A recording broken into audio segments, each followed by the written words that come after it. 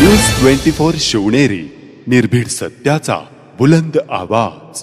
धावपळीच्या युगात फक्त पळतात आणि पळतात। स्वतःकडे पाहायला गेलं तर दुर्लक्ष चालले, परंतु सर्व सामान्य जनतेची काळजी असणारे rotary club of Alephata central विद्यमाने वडगावनंद आळेफाटा या ठिकाणी हिमोग्लोबिन तपासणी शिबिर घेण्यात आलं आहे।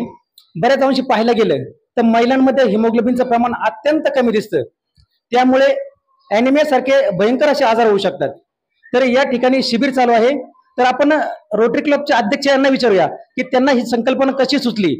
Rotary club of Alephata central आणि कोर कन्सेप्ट सेंटर पुणे यांच्या संयुक्त विद्यमाने वडगाव आनंद आणि आपल्या आळेफाट्यावर शिवछत्रपती महाविद्यालय या ठिकाणी साधारण एक शिक्षक दिनानिमित्त आमचं येणं झालं होतं।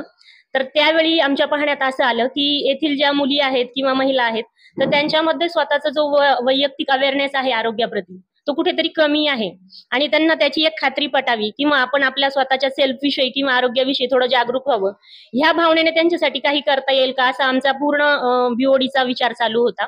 आणि त्यातूनच आम्हाला कोर कन्सेप्ट पुणे सेंटरचे उमेश पालक सर आणि मॅडम यांचं अतिशय महत्त्वाचं योगदान भेटलेलं आहे, कारण त्यावेळी कल्पना आमच्या मनात आली आणि ती पूर्णत्वास नेण्यासाठी आम्हाला सरांनी खूप मोलाचं सहकार्य केलेलं आहे। त्यांना असं जाणवत आलं की हिमोग्लोबिनचं प्रमाण जवळजवळ 5 ते 10च्या दरम्यान आढळलं। फक्त क्वचित काही मुली आहेत 250 पैकी 20-25 मुली की त्यांच्यामध्ये 12-15च्या दरम्यानचं हिमोग्लोबिनचं प्रमाण आढळलं। ज्या तपासण्या आपण केल्या त्याच्यात असं दिसून आलं की जवळपास 50%हून अधिक मुलींचं हिमोग्लोबिन जे आहे ते 10च्या खाली आहे आणि ह्याच्या मागचं मेन कारण जे आहे की त्यांचं खाण्यापिण्याकडे जे दुर्लक्ष होतंय, तर हे प्रमुख कारण आहे।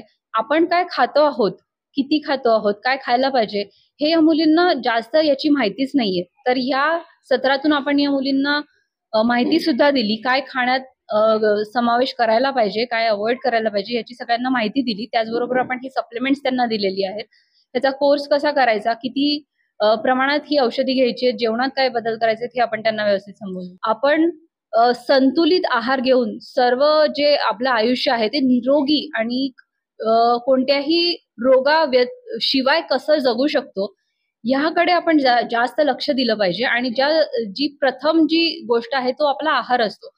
सो जे 80% आजार आहेत ते आपल्या पोटापासूनच सुरू होतात, तेव्हा संतुलित आहार घेणं प्रत्येकाने हे फार गरजेचं आहे आणि आवर्जून आपण त्याकडे लक्ष दिलं पाहिजे।